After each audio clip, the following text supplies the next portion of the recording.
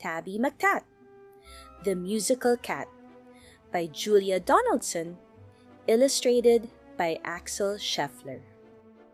Tabby McTat was a busker's cat with a meow that was loud and strong. The two of them sang of this and that, and people threw coins in the old checked hat. And this was their favorite song.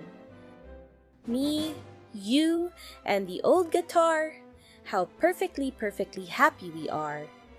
Me, you, and the old guitar, how perfectly happy we are.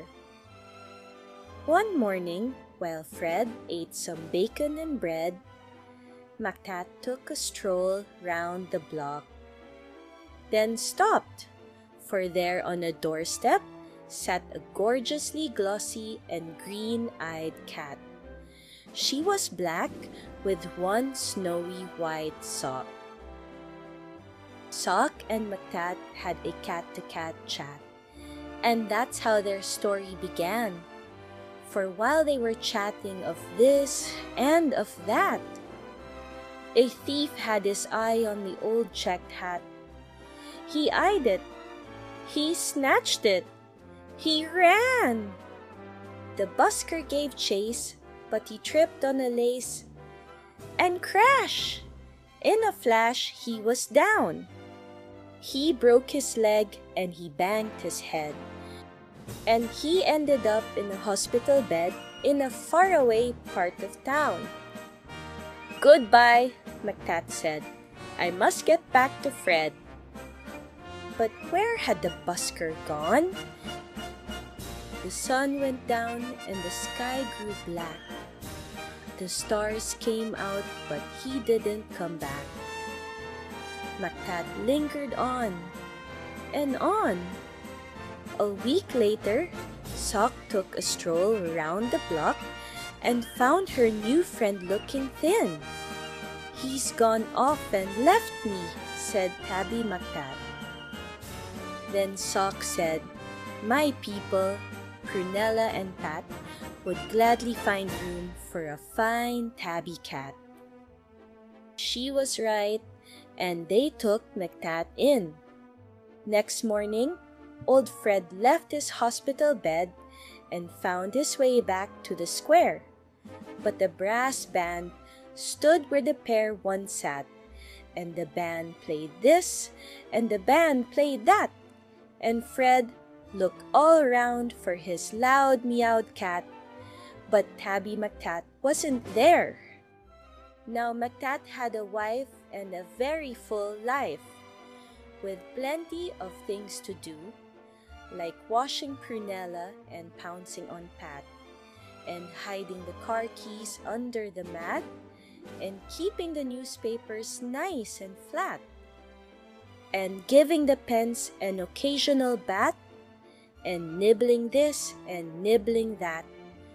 But he dreamed of his friend with the old checked hat, and always woke up with a mew. And often he said, "What happened to Fred?" And his paws took him back to the square. But the conjurer stood where the pair once sat, and he pulled out this and he pulled out that, and people threw coins in the tall black hat, but the busker was never there. One morning Sock said, "Look under the bed and see the 3 kittens I've had." And Soames looked like this, and Susan like that, and the littlest kitten, called Samuel Spratt, looked exactly the same as his dad. The 3 kittens grew, and they learned how to mew, and McTat sometimes sang them his song. And Samuel Spratt, with his tabby gray fur, had a deafening meow and a very loud purr, and he simply loved singing along. Me, you, and the old guitar, how perfectly happy we are. Me, you, and the old guitar, how perfectly happy we are. When Susan and Soames found very good homes, their parents were happy and proud. There was one home like this and another like that. But nobody wanted poor Samuel Spratt. They all said, "His voice is too loud." Now Tabby McTat was a home-loving cat, but he couldn't stop dreaming of Fred. And one day, he called for his wife and his son. And he told them, "There's something that has to be done. I must go and find him," he said. So up and down and all over town, he wandered a whole week long.